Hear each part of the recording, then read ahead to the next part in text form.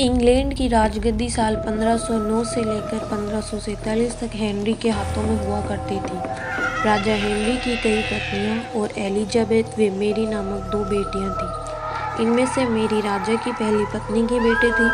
राजा Henry को मेरी ज़्यादा पसंद नहीं थी, इसलिए वो उसके साथ बुरा व्यवहार करती थी। मेरी महल के नौकरों के साथ महल का काम करती। अगर मेरी कुछ कह भी देती तो राजा उसकी बात नहीं मानते थे। 547 में जब राजा हेनरी की मौत हो गई तो प्रजा की इच्छानुसार 16वीं शताब्दी के दौरान हेनरी की पहली बेटी मैरी को इंग्लैंड की राजगद्दी दे दी गई। वह इंग्लैंड की रानी बन गई। उस समय इंग्लैंड के हालात बहुत बुरे थे। इंग्लैंड कैथोलिक और प्रोटेस्टेंट इन 2 धर्मों के बीच बट गया था।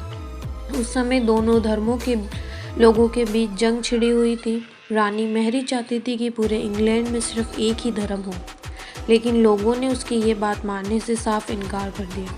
इससे नाराज होकर रानी ने उनकी बात न मानने वालों को मौत की सज़ा दे दी।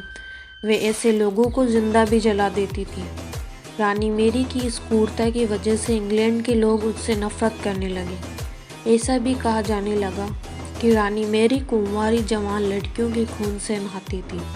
उसका मानना था कि ये खून से नहाने के बाद वे सबसे ज़्यादा दिनों तक जवान रह सकती है।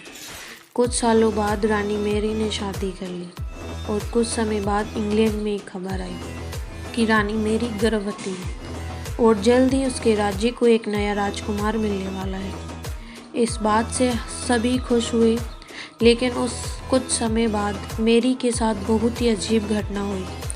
उसके गर्भ में किसी भी बच्चे का जन्म नहीं हुआ, बल्कि कुछ ही महीनों बाद रानी मैरी का पेट फिर सामान्य हो गया। वहाँ के ओझा लोगों ने अपनी तंत्र विद्या से बताया कि रानी मैरी के गर्भ में कोई बच्चा नहीं, बल्कि एक भूत आकर निवास करता है।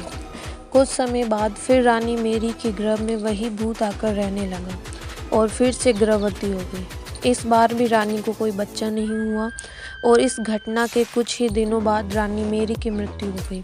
इसके बाद रानी मैरी की छोटी बहन एलिजाबेथ को इंग्लैंड की राजगद्दी पर बैठाया गया और एलिजाबेथ इंग्लैंड की नई रानी बन गई। रानी मैरी की क्रूरता की वजह से इंग्लैंड के लोगों उसे निर्दयी औरत मानते थे और वहीं जब उसके गर्भ में बच्चे की जगह भूत का निवास होने लगा तो लोगों ने उसे श्रापित करार दिया और इसी वजह से उसे लोगों ने ब्लडी मैरी का नाम दिया।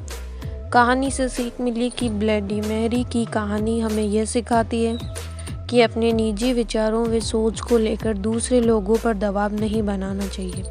शांति और करुणा से लोगों का खास ख्याल रखना चाहिए और मनुष्य धर्म का पालन करना चाहिए। आपको हमारी ये कहानी कैसी लगी कमेंट करके ज़रूर बताएं। Thank you.